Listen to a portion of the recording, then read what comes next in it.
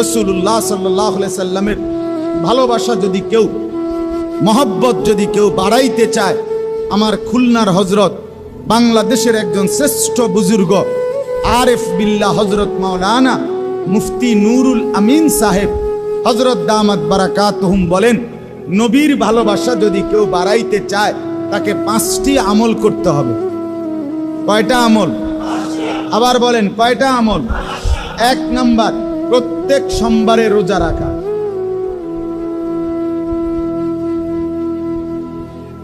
কোন কি কইছি? একেবারে আল্লাহর কসম এই মসজিদের মিম্বরে বসে বললাম, আপনার পৃথিবীর যেই কোন লাইনের আলেম আপনি জিজ্ঞাসা করে দেখেন, নবীজি সারা জীবন সোমবারে রোজা রাখছেন কিনা, আজকে জিগান। যদি কোন আলেম বলে রাখে নাই, তো আমার বিচার হইব কোম্পানিগঞ্জ বাজারের স্ট্যান্ডে। তাইলে আমার বিচার হবে। এখন বললাম, এই যে রেকর্ড করা আছে এই কথা, এই যে ক্যামেরাতে, আমার বিচার হবে। আপনারা যেই বিচার আমি মাইনা নেন। রাসূলুল্লাহ সাল্লাল্লাহু আলাইহি সাল্লাম প্রত্যেক সোমবারে রোজা রাখেন। নবীজিকে জিজ্ঞেস করছে, ইয়া রাসূলুল্লাহ সাল্লাল্লাহু আলাইহি ওয়াসাল্লাম, আপনি সোমবারে রোজা রাখেন কেন? সাহাবীরা জিজ্ঞাসা, নবীজি বললেন 2 কারণে। কয় কারণে? 1, সোমবারে আমি মিলাদুন নবী পালন করি। হ্যাঁ, না এটাই 1 নাম্বার, এটাই। সোমবারে আমি কি পালন করি? মিলাদুন নবী পালন করি। আর সোমবারে আমার উপরে কোরআন নাযিল হয়। এই দুটো। প্রত্যেক সোমবারে আমি মিলাদুন নবী পালন করি আর প্রত্যেক সোমবারে রোজা রাখি। দ্বিতীয় কারণ, আমার উপরে কোরআন নাযিল হয়েছে। ফিহি বুলিতু ওয়া ফিহি উনজিলা আলাইয়া। নবীজি বলছে, সোমবারে আমি জন্মগ্রহণ করেছি, যে জন্য এই জন্মগ্রহণ করার কারণে আমার মিলাদ সোমবারে, আমার জন্ম সোমবারে, এই জন্য আমি সোমবারে রোজা রাখি এবং সোমবারে আমার উপরে কোরআন নাজিল হয়েছে, এই জন্য আমি সোমবারে রোজা রাখি। রাসূল সাল্লাল্লাহু আলাইহি সাল্লাম আজীবন নিজের মিলাদ পালন করছেন প্রত্যেক সোমবার। বছরে 1 দিন না, বছরে 1 মাস না, প্রতি বছর 52 সপ্তাহ মিলাদুন নবী পালন করছেন। প্রত্যেক সোমবারে রোজা রাইখা নবী একে তো পালন করছেন প্রতি সোমবারে 52 সপ্তাহ, দ্বিতীয়ত হইল না খাইয়া তিনি নিজের মিলাদ পালন করছেন না খেয়ে, আর আমনে পালন করছেন খাইয়া। আচ্ছা, খাইতে থাকেন, আমরাও চলতে থাকি, ফায়সালা হবে ইনশাআল্লাহ হাসরের ময়দানে। সেখানে নবীর সামনে আমনও দাঁড়াইবেন, আমিও দাঁড়াবো ইনশাআল্লাহ। একসাথে দাঁড়াবো দুজন, মনে রাখি।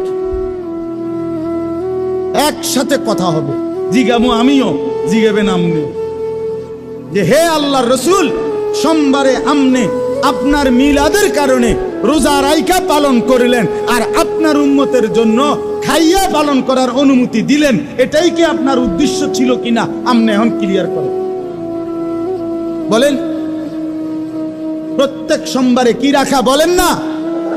রোজা। আলহামদুলিল্লাহ, আল্লাহর দয়া শুকরের জন্য বলি, আমি এই সোমবারেও রোজা রাখছি, গত সোমবারেও রোজা রাখছি, আগের সোমবারেও রোজা রাখছি।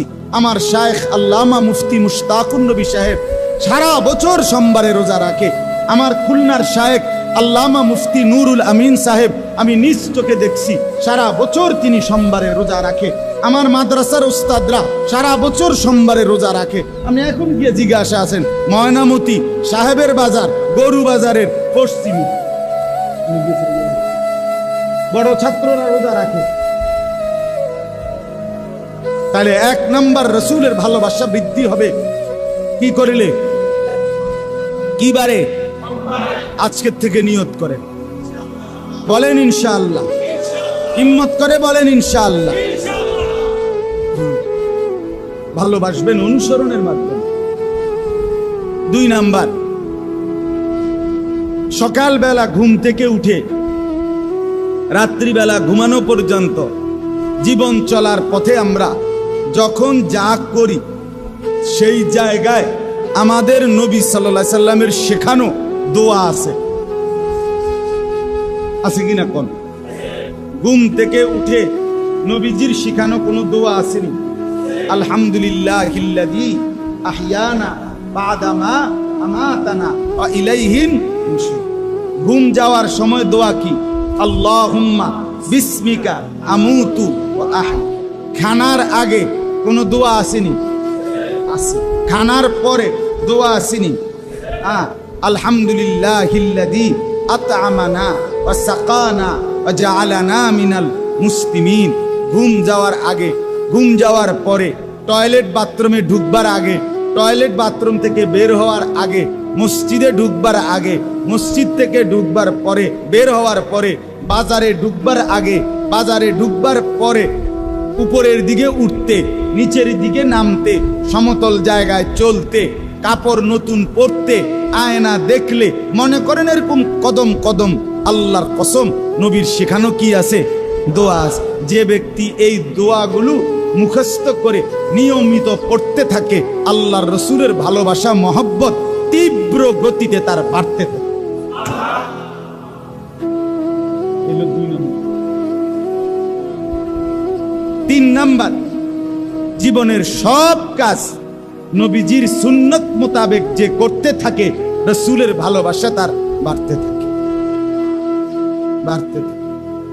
পাকিস্তানের বিশ্ববিখ্যাত বুজুর্গ হযরত মাওলানা ডাক্তার আব্দুল হাই আরিফি রহমাতুল্লাহ আলাইহি তিনি বলছেন, আপনি যখন আপনার কোলের বাচ্চাটাকেই কোলে নিবেন, তখন 1 সেকেন্ড, 1টা সেকেন্ড, 2টা সেকেন্ড একটু শুধু চিন্তা করবেন যে কোলের বাচ্চাটাকে এখন আমি আদর করব, চুমা দেব, বুকে জড়ায়া ধরবো। শুধু আগে নিয়ত করবেন, আমার রাসূল সাল্লাল্লাহু আলাইহি সাল্লামও তার বাচ্চাদেরকে আদর করতেন, বুকে জড়ায় ধরতেন। হাসান হুসাইনকে কত না আদর করতেন, করতেন কিনা? আমার নবী বাচ্চাদেরকে আদর করতেন, এজন্য আমি আদর করছি। আল্লাহর রসুলের এই কথাটা মনে করলে আল্লাহর কসম, আপনার বাচ্চাকে যে আদর করলেন এটা পুরাটা সুন্নতের সওয়াব ইবাদত হিসাবে আমল নামায় উঠবে। সহজ হিসাব। সব কাজ নবীর তরিকায় করা, নবীর তরিকায়, নবীর তরিকায় সুন্নাত মোতাবেক আমল করা। যে করবে রাসূলুল্লাহ সাল্লাল্লাহু আলাইহি সাল্লামের ভালোবাসা তার বাড়তে থাকে। 4 নাম্বার, প্রতিদিন অথবা অধিকাংশ দিন সর্বোচ্চ চেষ্টা করে একটু সময় প্রিয় নবী সাল্লাল্লাহু আলাইহি সাল্লামের কোন জীবনী, নবীজির জীবনী পাঠ করা, করতে থাকে। নবীজির জীবনী, নবী সাল্লাল্লাহু আলাইহি সাল্লাম জন্মের আগে কি হয়েছিল, জন্ম কি হয়েছে, কিভাবে জন্মের পরে দুধ খাওয়াইলো কে, জন্মের পরে 10 বছর পর্যন্ত কি হয়েছে, 20 বছর পর্যন্ত কি হয়েছে, 30 বছর পর্যন্ত কি হয়েছে, 40 বছর পর্যন্ত কি হয়েছে, মক্কায় 13 বছর কি করছে, মদিনার 10 বছর কি করছে, এগুলো কিতাবের মধ্যে আছে কিনা বলেন, বাংলায় আছে কিনা বলেন। তো আপনি এই রসুলের জীবনী পূর্ণ, নবীজির একটা জীবনী পূর্ণাঙ্গ শুরু থেকে শেষ পর্যন্ত নবীর জীবনী পড়ছেন বা অন্যের কাছ থেকে পড়াইয়া শুনছেন, এরম আতুডানছে যারা যারা, হ্যাঁ সত্য সত্য আতুডান, পালা করে আতুডান, অসুবিধা কি, আতুডান 1 2 3 4 5 6 7 8। আমরা তো মাওলানা, আমরা তো সবকেরই অংশ, আমরা হুজুর হলে হইতো না, আমি আওয়াম বলছি। আলেম তো এমনি, আমরা তো পড়ার অংশ, এটা সিরাতে খাতামুল আম্বিয়া তো আমরা সিলেবাস, কথা বুঝছেন কি? তাহলে আপনারা দেখলেন, এখন লজ্জা দিতে বলি নাই, মানে ইনসাফের সাথে বলেন তো কয়জন মুসলমান আমরা নবীর জীবনী পড়লাম? তো যাকে এত ভালোবাসেন, যার নামে কেজিতে কেজিতে জিলাপি খাইলেন, যার নামে ফোটলায় ফোটলায় বিরিয়ানি খাইলেন, যার নামে ডেগে ডেগে আমারে বুঝাইছে একজনে, কয় যে হুজুর 18 ডেগ করছি, 18। আমি বলছি আল্লাহর রহমত, আর কষ্ট করে যদি 2টা ডেগ মিলাইতে পারতেন তত 20 ডেগ হইল, 18টা ডেগ। সুবহানাল্লাহ। খামখেয়ালি এশকইরা কি পরিমাণে ইশক ও মহব্বত থাকলে 18টার পুরা। আপনি বলেন আমরা এই কয়জনের হালাত দেখলাম, যে কয়জন মুসলমান আমার নবীর জীবনী পড়লাম? কেন রাসূলুল্লাহ সাল্লাল্লাহু আলাইহি সাল্লামের জিন্দেগিটা আমাদের পড়া উচিত ছিল না? কথা বলেন না বাপ? আপনি পড়লে তো মজা পাইতেন, পড়লে তো আরাম পাইতেন, কলিজার মধ্যে মোহব্বত বাড়ত। তায়েফের ঘটনা যখন পড়তেন নিজে, তখন বুঝতেন কলিজার ব্যথা কেমন। কিতাবের মধ্যে আছে, ছেলেরা যখন তায়েফের ময়দান থেকে ফিরতেছে, পাথর মারতেছিল, তো ছেলেরা তো হাসতেছে, মজা পাইতেছে, পাথর মারে, নবীজিকে পাগলের মতো পাথর মারতেছে। নবীজি ফিরে আসতেছে, একটা ছোট ছেলে ওই তায়েফের একটা বড় পাথর হাতে নিয়া সে খুশিতে দৌড়াইয়া নবীজির একদম পিঠের কাছে এসে জোরে মারছে। এই জোরে পাথর মারতে গিয়া নবীজির গায়ে তো মারছে ঠিক আছে, কিন্তু ছেলেটা ছোট, পাথরের এই জোরে মারার কারণে নিজেই নিজের সামাল দিতে না পাইরা নিজে পড়ে গেছে। ছোট বাচ্চাদের পইরা গেছে। আরে ওই দূরের থেকে যেই ছেলেরা পাথর মারতেছে অজরে, এদের পাথর এবার ছেলেটার গায়ে আইসা পড়তেছে। ওই এনা পইরা গেছে এনে। এই নবীজির সাথে সাথে বাচ্চাটা যখন চিৎকার দিয়ে উঠছে, ওই তাদেরই লগের ফুলাইনের পাথরের আঘাতে আল্লাহর কসম, আল্লাহর নবী চেহারা মুবারক পিছন দিকে ফিরাইয়া দৌড়াইয়া গিয়া ওই বাচ্চাকে বুকে জড়াইয়া ধইরা ছেলেদেরকে বলছে, বাপ তোরা যত পার আমার পিঠে পাথর মার, তোদের এই মাসুম বাচ্চার গায়ে মারিস। তিনি এমন রাসূল যিনি এতটা কুরবানি করলেন, বিনিময়ে আপনি শুধু খানা খাইতেন। আচ্ছা, ইনসাফ এটা বিরোধিতার মাসালা না। হুজুর এই তরিকার, আমরা হে তরিকার না বাপ, এর জন্য কসম বলি নাই, এ তরিকার লেগে বলি নাই, বিরোধিতার নিয়তে বলি নাই, আপনারে আমার পক্ষে নেওয়ার জন্য বলি নাই। বলেন নবীজির জীবনী। হযরত মাওলানা তারেক জমিল সাহেব বলেন, তায়েফে যখন ছেলেরা অঝরে পাথর মারছে, নবীজির পবিত্র দেহ থেকে লাল রক্ত যখন পড়ছে, তো 7 আসমানের ফেরেশতারা চিৎকার করে কাঁইদা উঠছে, কেঁদে উঠছে আল্লাহর কাছে, আল্লাহ এটা তো আপনার বন্ধু, হচ্ছেটা কি মাওলা? আপনার বন্ধুকে রক্তে জর্জরিত করছে, আপনি সইতেছেন কেমনে? আপনি দেখছেন কেমনে মাওলা? রব্বুল আলামিন ফেরেশতাদেরকে বলছেন, ফেরেশতারা আমি পৃথিবীবাসীকে, আমার বান্দাদেরকে সবক দিলাম, দ্বীনের জন্য, ইসলামের জন্য, কোরআনের জন্য আমি আমার পরম বন্ধুর পবিত্র তাজা রক্ত জমিনে ঝরাইছি। অতএব আমার বান্দারা যেন মনে রাখে, দ্বীন সবচেয়ে বড় আমার কাছে, ইসলাম সবচেয়ে বড় আমার কাছে। আমার বন্ধুর রক্ত দেখে যেন ইসলাম না ছাড়ে, দ্বীন না ছাড়ে। কি ভাইয়া ছেলেরা বলো বাপ, কার মতো সাজলা, কার মতো জীবনটা গঠন করলাম? কেন নামাজ পড়ো না বাপ? কেন নামাজ পড়ো না?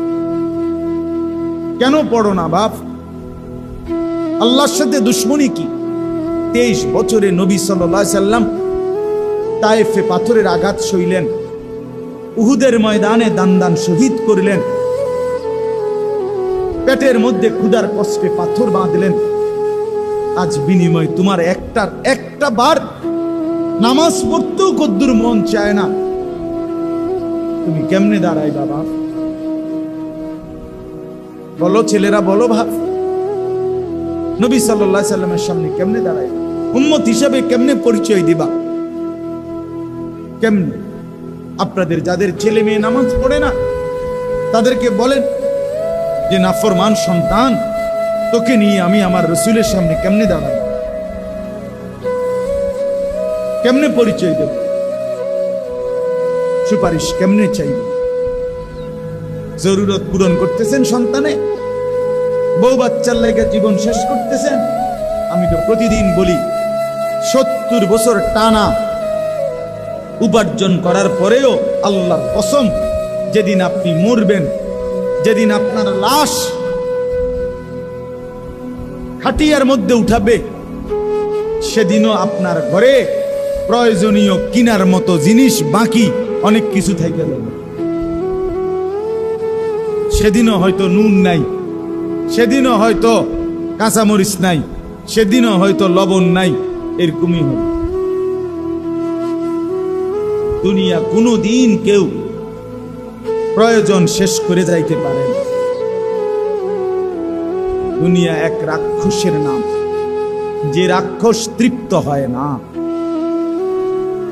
দুনিয়া ছোট কম্বলের মতো, যে কম্বল পায়ের দিক ঢাকলে মাথার দিক খুলে যায়, মাথার দিক ঢাকলে পায়ের দিক খুলে যায়। কয়টা হলো কনসায়? 4টা। নবীর ভালোবাসা বৃদ্ধির আমল কয়টা বললাম? 1 নাম্বার কি কন্ত? সবাই বলছেন না? 2 নাম্বার মাসনুন দোয়া পড়া। মাসনুন দোয়া কয় এগুলার মানে যখন যেই কাজে নবীজির কি দোয়া। 3 নাম্বার সব কাজ সুন্নাত মোতাবেক করা। না না মাথা লাইল হইতো না, মুখে কইতে বলেন। সব কাজ সুন্নাত মোতাবেক করা। 4 নাম্বার নবীজির জীবনী নিয়মিত পাঠ করা। বইটা দাও, ছোট্ট বইটা দাও।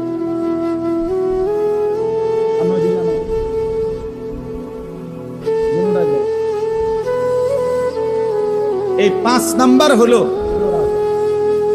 রাসূলুল্লাহ সাল্লাল্লাহু আলাইহি সাল্লামের উপরে নিয়মিত দুরূদ শরীফ পাঠ করা। 5 নাম্বার কি বলেন না? নবীজি সাল্লাল্লাহু আলাইহি সাল্লামের উপর নিয়মিত দুরূদ শরীফ পাঠ করা। বলেন কি বলছি? 5 নাম্বার। না না দুরূদ শরীফ পড়া এটা করলে তো আমি এটা বলছি, তা আমি যেটা বলছি এটা কোন? নবী সাল্লাল্লাহু আলাইহি সাল্লামের উপর নিয়মিত দুরূদ শরীফ পড়া। বলেন এটা বলেন, পুরাটা বলেন। এটা জরুরি বিষয়। আপনি শুধু একটা কথা বলেন, নামাজ এটা আমল না অনুষ্ঠান? রোজা এটা আমল না অনুষ্ঠান? হজ এটা আমল না অনুষ্ঠান? যাকাত এটা আমল না অনুষ্ঠান?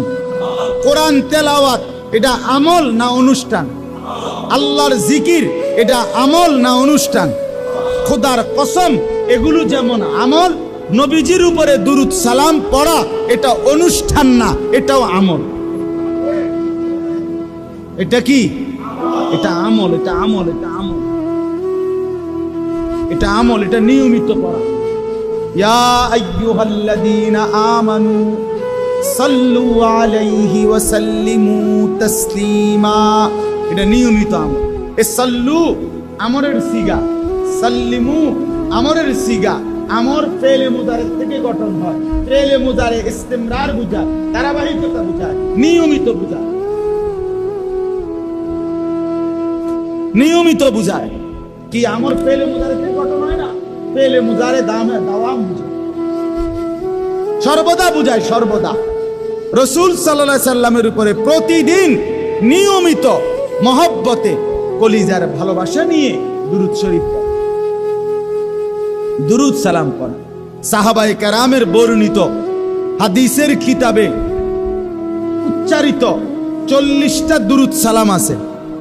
সরাসরি সাহাবীদের বর্ণনা, সরাসরি হাদিসের কিতাবে। এই কিতাব আমি খুলনার হযরত থেকে, খানকার থেকে এগুলো আনাইছি। আমার 1 টাকা কোনো বেনিফিটে না। বিশ্বাস করেন, আমি আজকে প্রায় 2 সপ্তাহ ধরে মুসলমানদের জন্য এগুলো আমার গাড়িতে বিক্রি করি। এই 2টা ছোট্ট বই, এটা দুরূদ সালামের মকবুল আমল। এখানে সাহাবীদের উচ্চারিত নবীজির উপরে পাঠকৃত দুরূদ সালাম 40টা হাদিসের কিতাবে যেগুলো বর্ণনা, এগুলো আছে। এটা আমনে পড়বেন, আমনে দেখে দেখে পড়বেন। রিডিং জবর জের লাগানো আছে। কোরআন শরীফ যেমনে পড়ে, বিভিন্ন কিতাব যেমনে পড়ে, তো এটা একটা আমল। নবীজির উপরে দুরুদ সালাম পাঠ করা, এটা প্রত্যেক দিন নিজের মহব্বতে এক বেলা পড়লে আল্লাহ রসুলের ভালোবাসা পড়তে থাকবে। আরো পড়লে আরো বেশি, আরো বেশি পড়লে আরো বেশি। এখানে রসুল্লাহ সাল্লামকে স্বপ্নে দেখার জন্য কেউ যদি চায়, কি আমল করলে নবীকে স্বপ্নে দেখা যায়, এখানে আছে। এই ছোট্ট 20 টাকা মাত্র বই। আর এই বইটা নবী সাল্লাল্লাহু আলাইহি সাল্লাম আজীবন একেবারে ইসলামের প্রথম বছর থেকে 40 বছর থেকে 63 বছর পর্যন্ত, কত বছর? 23 বছর নবীজি তাহাজ্জুদ নামাজ পড়তেন। কি পড়তেন বলেন? ওই যে দুপুর 12:30 বাজে যেটা পড়ে, কখন? রাত্রিবেলা। কোন টাইমে বলেন না? রাত।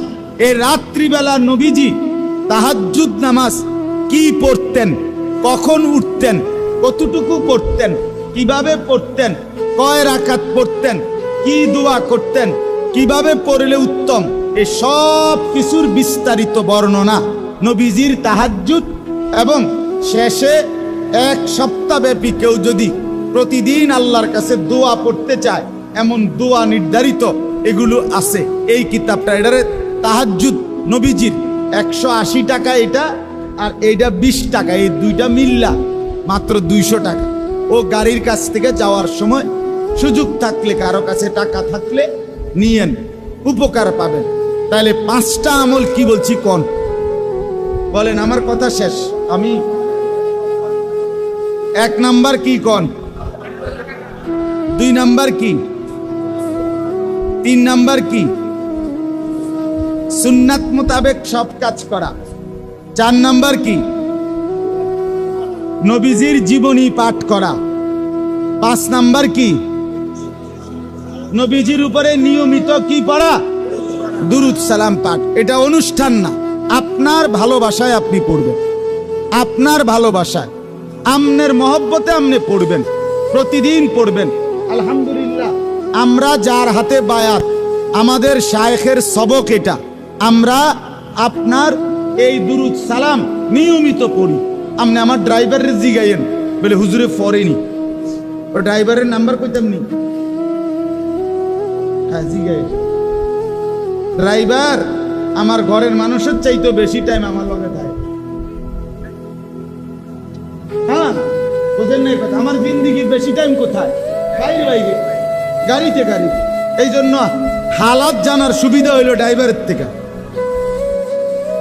তার থেকে, কারণ হে বেশি টাইম আমারে দেখে।